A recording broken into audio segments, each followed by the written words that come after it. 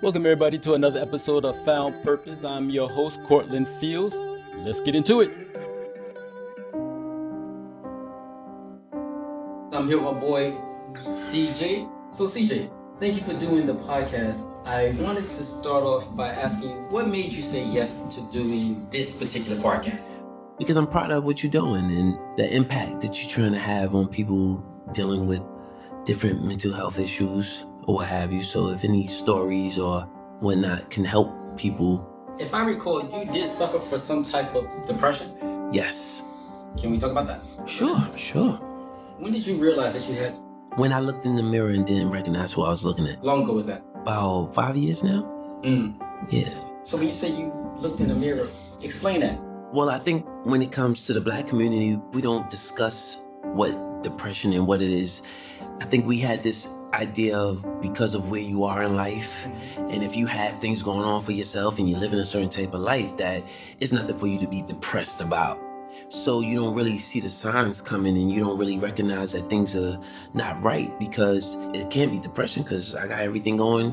Everything is right in my life. So why I think of depression as one of the symptoms, basically, that is a symptom too, but in actuality. Let's go back to the day you said that you looked in the mirror. What was that day? Was it different? Describe that day. Like, can you remember that day you said something is mentally, Off? physically wrong with? Everything started becoming harder.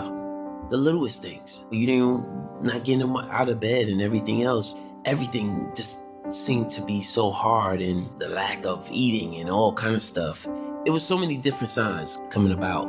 And then when it started getting to a critical point, it was the scariest fucking thing in your life, because it's like, who the fuck are you? Right. When you say got to a critical point, can you elaborate a little bit more? It's probably more critical for other people, but for me, it was just a lot of things going on in my life at the time. And I think because when you are considered a strong person, you tend to wear that badge. Right. And you don't recognize that, you got weak moments too. You got times when you got to deal with everything as well. We just know how to deal with it, strong people. I feel like everybody goes through the same thing. Strong people just look at things a little differently and able to move on where other people don't. Right. And when he says, just for the listening audience, when he says strong, and correct me if I'm wrong, CJ, is people that has family that are looked upon and they're called upon to do certain things because they're the ones that seems to get it, that have it together. Yeah, that too. Call strong people to see how they doing and shit like that. They don't check up on them like they normally do, because they always have everything going on right and they always have it together. But you just don't wear it on their sleeve all the time for everybody to see it. That's all it is. So was it at a particular moment you was like, I gotta get help? It wasn't so much I had to get help as I had to. I think some people do, but I'm not scared of going to those places. It's important for people to know sometimes you got to go to places that you don't feel comfortable with, or that is hurtful or whatever, but that's having an effect on you at that point in time. And for me, when it started to fall off for me. What age do you feel it started falling off for you? That you had to go back and say, you know what? Okay, I feel like I'm together, but here it is. I'm going through certain things in my life. I'm starting to see that this is extending from childhood. How far did you have to go back to say, okay, this is extending from this period? It wasn't my childhood. It was about 4.5 years. It was at 35. And I always base it on the age time, because that's when my best friend died in my arms. And I think at that point, it just went downhill because there was so many hits after that. Deaths, a lot of deaths. Let's talk about that. Okay, so let's start with your friend. Where were you? How did it happen? You don't have to mention his name. Just tell me about it. Long story short, we traveled to DC to party, have a good time. I didn't know prior that week, this was a Friday, I didn't know prior that week that he had been to the hospital, because he had lost his mother back in that November. We were in May. Actually, it so happened that this is 10 years now. Wow. This is 10 years that he's passed away. And the thing about it was, because he didn't want people to worry about him and stuff like that. So he didn't tell me the extent of why he went to the hospital. He's just like, it was anxiety and stuff like that. I knew his mother had passed, so I paid it. And it goes to show that how us as men, we tend to carry a lot on our shoulders, and we don't want to share information with our close friends because we feel like we carry it all on our own. And to hear you say that your friend didn't express this to you, and y'all traveling. I'm one of those people that don't want people to worry. Like, you want people to be normal. You want to have that experience outside of what you're going through. Do you think it's pride or ego? Some of it's pride, some of it is just like people act different when they know certain things are going on. So you want everybody to be normal. You want to have that little touch of normalcy. Right. So the thing about it is some people don't know how to know stuff and act normal. So sometimes you tend not to tell them because you just want everything to go normal, because that's at least some type of understanding that regardless of what I'm going through, there is this side of life, Right. per se. Take us back to that day. We traveled.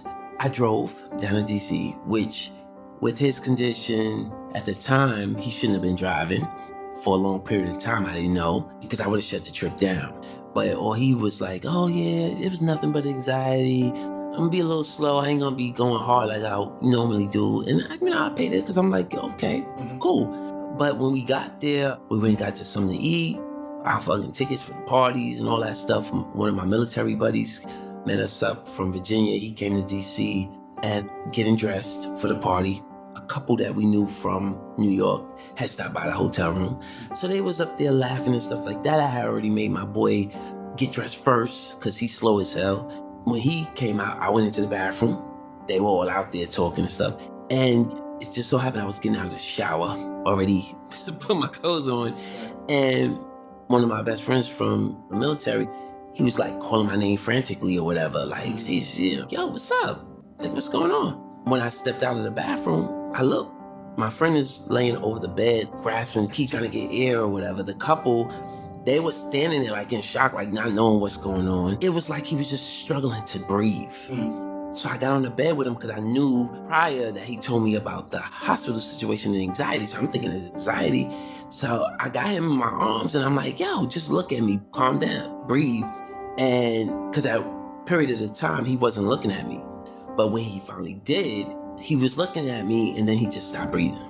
And I'm like, what the fuck? So I told my best friend that, like, call 911. I dragged him off the bed because I know I couldn't do CPR on the bed. And I'm on the floor just doing CPR. And I hear him yelling in the phone about, yo, we need 911, whatever. They shut down the whole hotel. And I remember out of the corner of my eye, the security guard, he was a big dude too. He come in and he got on the floor with me and started doing the compressions. I did the breaths until the ambulance came. And then they ended up pulling them out into the hallway to be able to, because there was not enough room for all of them to be in it.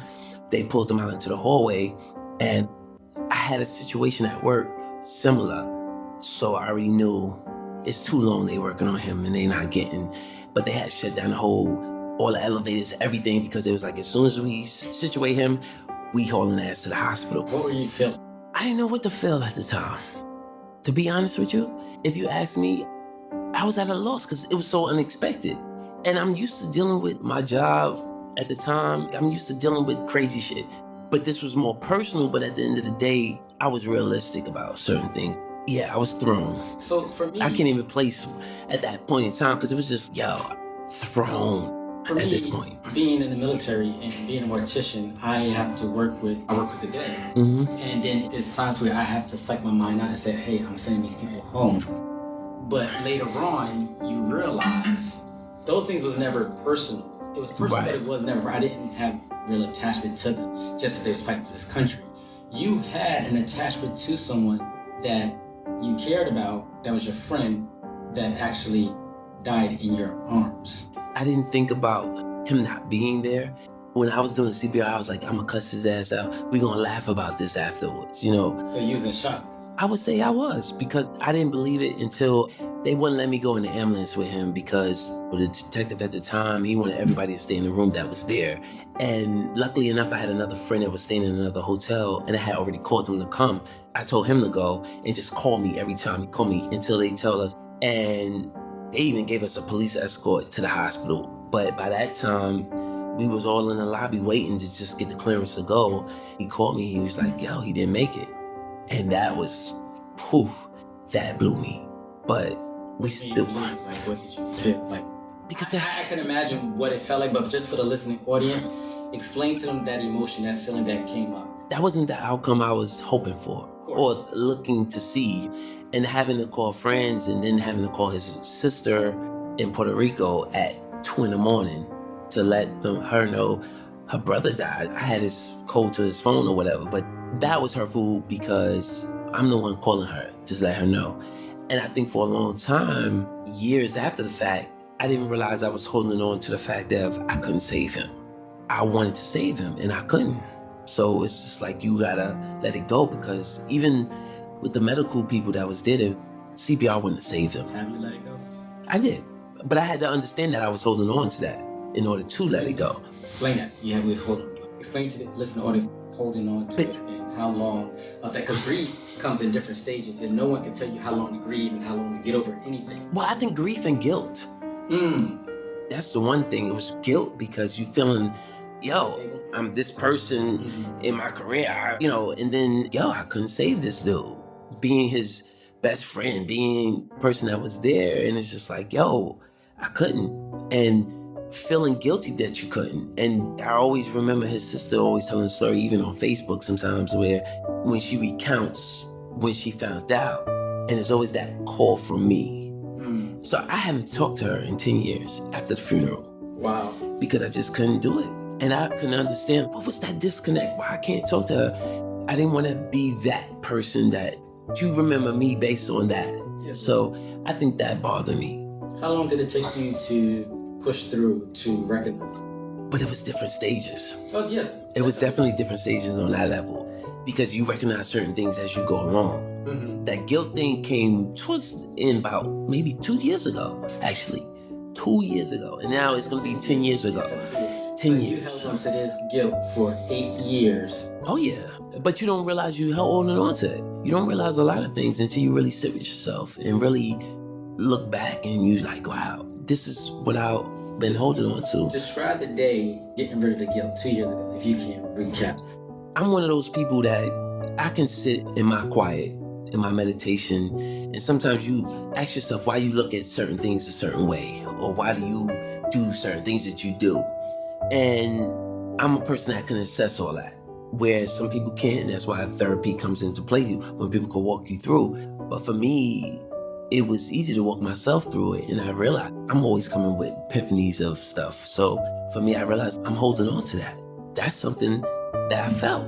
I know people can't do it all the time, but I always tell people, get out if you can. Right, but you're saying you dealt with it, but how? Did you cry? Did you take a boxing lesson? Did you ride a bike? Did you scream? Did you go see someone? Did you go to a therapist? I think everybody deal with it differently. For me, it's acknowledging, it's accepting it, and because I had to accept that void, period. I'm one of those people, listen, this is life. We all got out.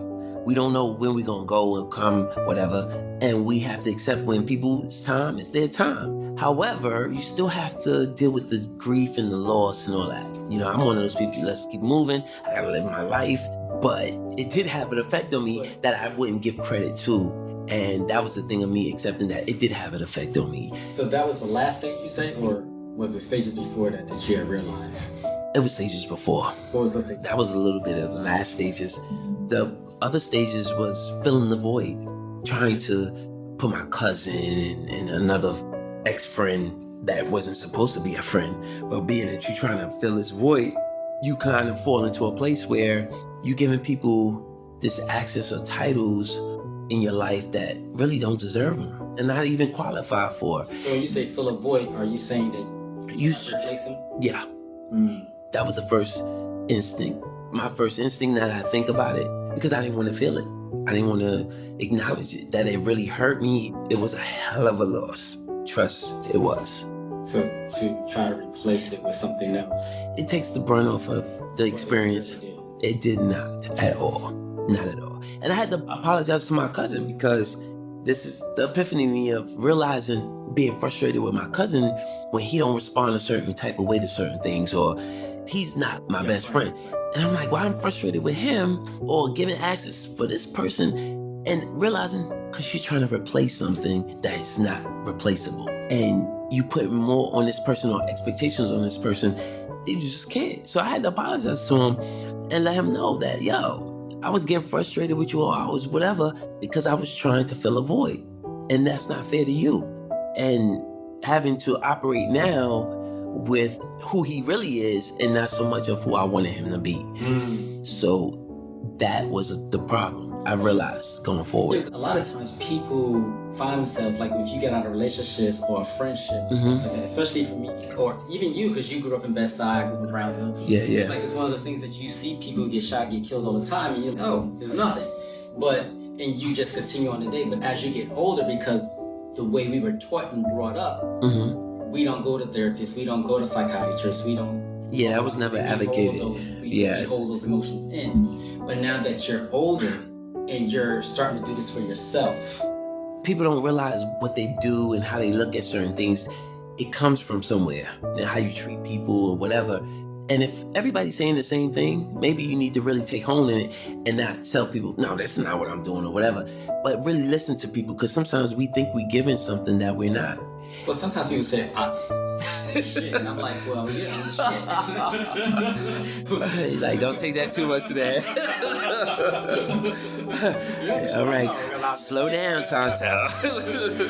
But, however, people do get in relationships, and I always say sometimes you have to close out a relationship to start anew. And that's however a closing out a relationship is, because you cannot take that toxicity and try to put a void. That's a whole nother podcast. Yeah. But I think, it's one of those. Saying it's like one of those things is that you try to fill a void. And sometimes people don't even know they're being toxic until they realize it. Like you use, I'm taking out something on you when it has really nothing to do with it. But that goes to the point, my empathic way, on my side of things, where I can acknowledge on that end, where some people can't or they don't want to acknowledge. Right. And I give therapy because it can walk you through that and help you walk through that. Whereas some people don't want to recognize that. They don't want to acknowledge that part of themselves because they can't accept that of themselves. But you got to understand where, you're not giving what you think you're giving. You're affecting people in a different way than you think you are.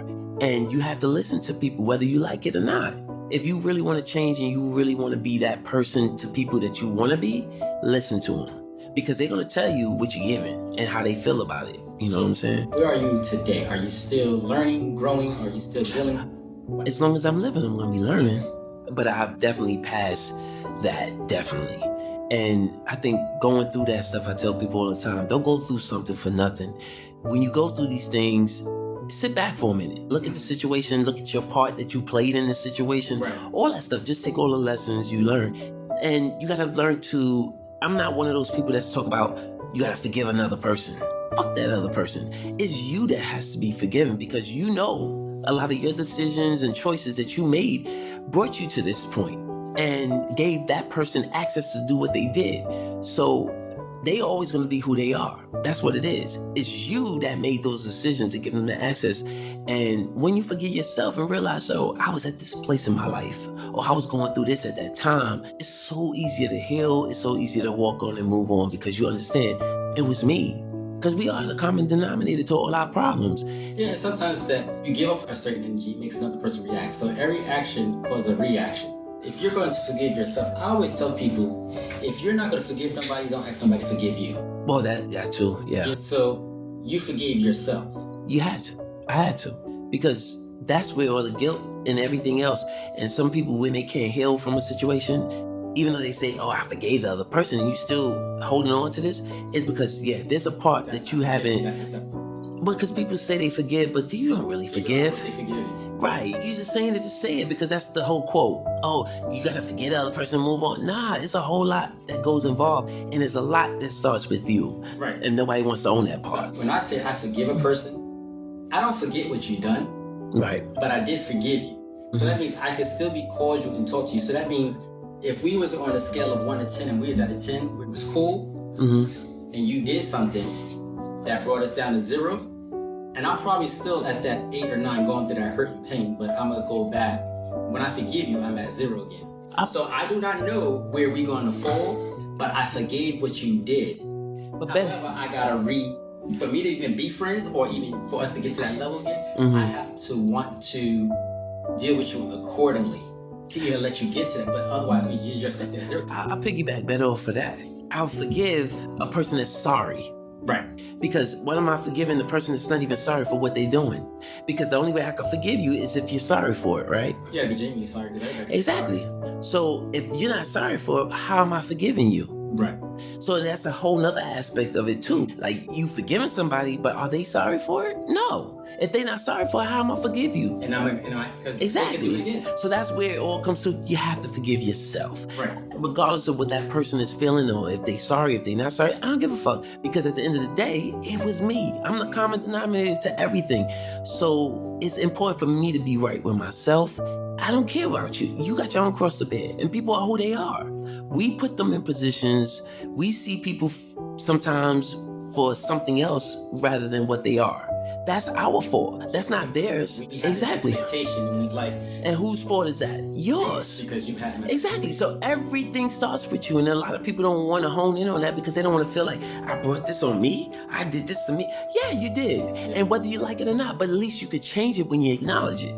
It's all about acknowledgement. And when you acknowledge certain things, then it exists and you could deal with it. But when you don't want to acknowledge it, what happens? You ain't going to want to deal with something that you feel like don't exist.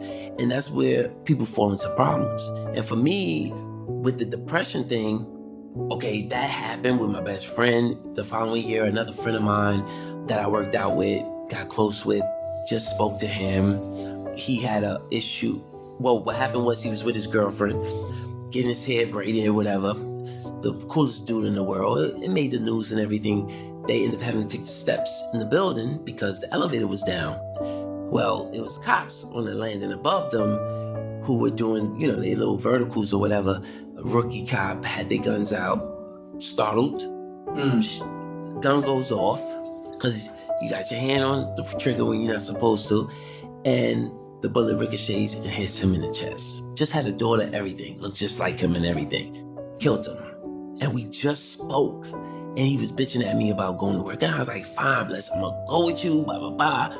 And go to work. I always got the paper in the morning. Whose picture's on the front page? Him. Killed. Just a freak of accidents. All because you had to walk down the steps because the elevator wasn't working. It was kind of dark in a stairway. The cop got startled in the whole floor above, and a bullet ricochets and hit you in the chest. We're gonna have to do another podcast on that because I can tell as we're talking that there's more to it. You are an interesting person for me to talk to because you are a person that, like me, we went through so much stuff in our lives that people don't understand, like how you go through and be so resilient. When you have a job where you have to be an authority figure, and you can never show your fear. You always have to be strong because you have to help other people in need. It's hard. Well, I think because we fall into that gambit of when we're put under that title, we feel like we have to live up to that. And the problem is we're so busy living up to that. Yeah, we got other layers to us. Everybody goes through something. Everybody deals with certain situations, and it's hard. It's more of being conditioned because you being a police officer, you can't come out and show your vulnerability like anybody else. You have to a certain extent, yeah. You got to be able to calm a situation down. You got to be able to. I was like in a family environment because people don't call on the people that think is all right and doing good and whatever because you don't show that all the time and make sure you good and whatever because you always seem to have it together. But it's just like, no, it shit fall apart. You go through stuff. I just don't have to complain about it all the time. Everybody else does. Because of your job, you was conditioned certain way that you did this. Because I know in the military, I can't be out there being like, oh, we're scared it's going to get involved or whatever. It's like, no, you got to be able to. Right, and remember, I was in the military prior. Right. So growing up for me, and then growing up in a single family home, I was the man of the house. So it comes to a point where I was always the person put shit together in the house and help my moms, and then going in the military, then you police. It's just so much. And then you got to learn to be vulnerable in relationships. But you just learn to adapt to certain things. Yeah, you're gonna take hits. And you learn to adapt. You still gotta keep going. You can't let them hits take you down. Right. You can't let them whatever, but you still have to deal with the emotional part of it. And for me, I didn't deal with emotional parts of stuff. It was just mainly being a strong person and not letting shit hit you or whatever, or knock you off the rails. But at the end of the day, hell, some shit I know I've been through, people listen to it, they be like, God damn, how the fuck? you just learn how to adapt, and you got to move on, because at the end of the day, you got to move on. What was it like breaking you down to your vulnerable self to look at, okay, I have, don't go into details, but I went through all this shit in my life because now you're retired off the force. Yeah. How was it to break everything down for yourself, to be vulnerable and say, okay, now to rebuild yourself and say, you know what? I can now be who you are today. How was that? I think that breakdown was already going on, but I think once the depression came about was... Right. The listeners don't know like how, so just describe what was that part, just breaking it all down to yourself. I think once I recognized that, yo, this is depression. I'm actually never thought I would ever go through something like that. Never in a million years. But I knew certain signs on the outside. But when you're going through something, it's other things, right? And I think at that point, that whole marriage situation really solidified to me that this is what I'm going for. And I remember sitting in my quiet and I was like, between talking to God and saying to myself, I have to go to the beginning. When did things start falling off of me? Because I knew I wasn't my normal self. I knew something was off. It was just crazy. I had to go back to the beginning. It was at that point from my best friend to my other friend to another friend that was stabbed death blocks away from me, but that's a whole other story. And then my grandparents. My grandparents brought me purpose that I didn't realize I was really putting on myself. I'm the only grandchild. And they always showed pride in everything I did. So it was always me doing stuff to make sure that my grandparents knew their sacrifices and all the shit that they did in my life was not in vain. Like, I'm gonna be somebody, you know? So you caused that pressure for yourself too? I did. Right. Because I was the only one. Right. So it's like, I'm not gonna be no fucking shit show. It's like, I'm gonna be proud, right? Mind you, they never put that pressure on me. So I put the pressure on myself because I felt like, yo, I gotta be something. I gotta be, even though, you know, you always have your procrastinating, your anxieties, your doubts, your fears, and all that shit. But I had to move through a lot of that shit in order for me to do even half of the shit I've done in life. And losing them, I think, was probably the biggest hit. I didn't realize how big of a hit. Yeah. But you know what's coming. When people get old, they wasn't the strong selves that I knew them to be.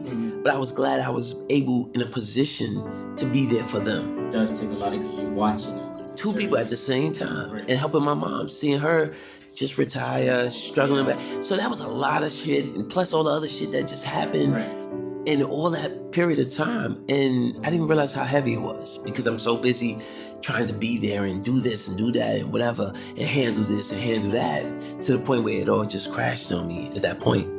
And what people don't realize, I remember me and you always knew of each other, but it wasn't until, I guess you went to barbecue, a spade game, which I won. Just It was clear, it was something that came out of nowhere, actually. Well, I still want spades, but I'm just saying. Well, that's the debate. I'm telling you, your recollection is different than mine, but all right. But I say that because I feel like God puts people in your life for a certain reason, because when I met you, like I said, I knew of you, but I didn't know you. But when I met you, you were like the answer that I needed, that I was going through, because I had just lost my dad. And all that pressure and everything that I felt that nobody would understand. Right. And here I am, I see you, whatever, and then here I am in your house at this barbecue, busting your ass in spades. Next thing you know, I share a little bit, and it's like, wow, you were going through the same exact thing. So because you went through it, you were able to help me get through what I was going through, because it helped me, like, because at that time I was still trying to put stuff together, like what was going on with me. And it was like, okay, I must have helped. Well, and that's a whole nother thing too. Sometimes people don't say stuff because they feel like people wouldn't understand what they're going through. And for me, that's why I don't mind putting stuff out there. People think I don't go through shit or whatever. And I've had a couple of friends, when I tell them all the shit, and they be like, what? You were going through that? But I'm not one of those people I'm not a complainer. I'm more of a solution-based person. So listen, what I gotta do to fix this shit? We can blame all day, but you still gotta fix it. And for me, it's like, I can't wear it. I can't wear that. I'm about moving forward and doing what I gotta do. However, you still emotionally gotta deal with certain situations. You can't ignore it. And I think for me, I was trying to ignore it and not embrace what was going on and certain things. So. I remember one time we got in an argument because I was like, I'm not going through this, and don't be telling me what I feel. You're like, you are going through it. I was like, I'm not going through it. It's like I was so adamant about what I was feeling and what I was doing. That happens a lot. Like, a lot of people have come back and tell me, you know what, you was right. Because sometimes you don't want to see that, or you don't want to embrace that stuff. I know for me, people always think certain things of me, realize. But for me, I'm more open than people think I am. I'm not But you this person. about what you said, like having access. You don't give everybody access. I really don't. Just with the job I had and everything else. But I think people have an idea of me, and it's so off. When they really get to know me, they realize, like, yo, So it's crazy. You retired. Okay. Of course. Yes. Who are you now? What has changed? It's like I hear this transformation, and it's like, okay, this is who I was. This was CJ.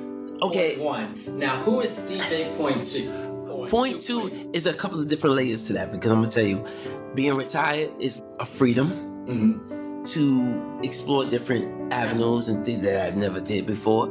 And then the other portion of that is age.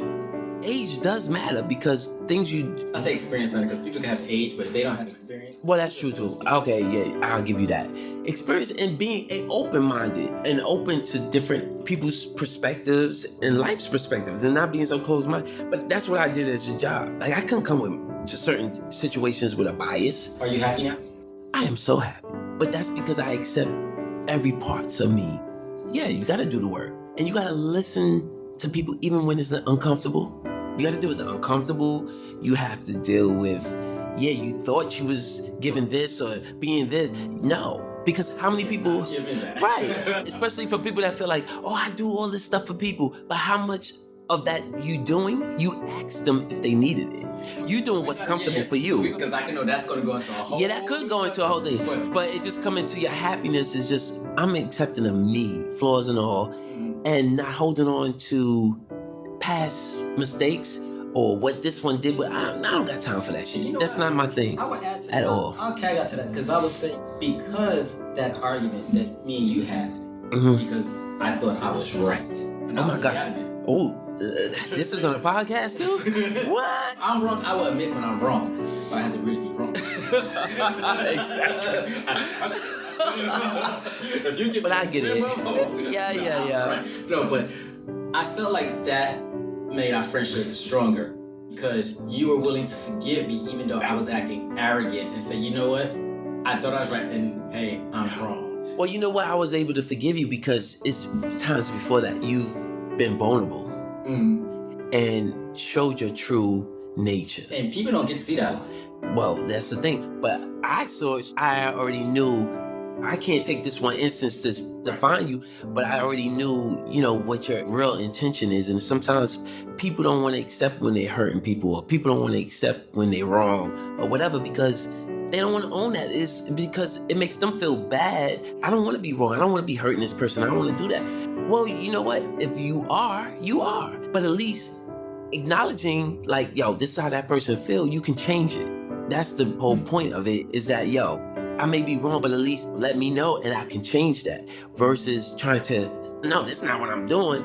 And now, but you're still hurting the person. You're still doing the same behaviors and whatever. I think for me, I remember asking, I was like, how did you get through? I remember having those conversations. Did you experience this? And you was like, yeah, you're going to go through this. And I was willing to listen now because it's like, hey, this guy has more experience than I do because he went through this. So sometimes you could get mad at a person because, oh wow, you cracked my force field. You can see me. How you crack my force field? And it's like, because you don't show that. Well, that's the outside pride. word. Well, that's the pride. Ego. Some people want to be seen and heard, But once I got past that, it was like, it became easy. And this is what Found Purpose is letting you all know that we all go through the bullshit. But sometimes you just gotta let your pride, you gotta let that pride go. You gotta let that ego go. What would you tell the 20-year-old you? Oh, I gotta answer that question. Patience. Patience is hard. Most people, it's hard to be patient. Everybody wants things right then and there. For you? For me, because you want things as it comes. You're not logical. You're not realistic on things. Take time. And the reason why it takes time is because you're going to appreciate it at that time. You're not going to appreciate it at that time that you're at now. So that's why it's not coming to you now. I know. Here's the last question. Okay, go ahead. Okay. What would you tell someone on what you just shared down, losing a friend, losing a best friend at that. 3 friends, actually. What would you tell them if they're going through that type of ordeal right now? What would you say to them, but they don't know they're going? I think you have to get comfortable with that void. That void is never going to be filled because that person had that particular point in your life. It's a matter of you understanding that everybody has their time. That's why it's so important that you got to be mindful of how you treat people and what you give people, what you say to people, because you don't know how much time you have. And I think for me, I appreciated that time that I had with him. And so I took everything I learned and felt from that. I appreciate it. I appreciate it. I wish it lasted longer, but for the time it did, I appreciate it. And I realized that's life. We don't know. I mean, people dying and everything every day. What are you telling people every day? What are you telling the people that mean something to you? What are you doing for them? What are you trying to bring to their life? That's your legacy. That's your legacy. What you leave here. What people can say about you when you go.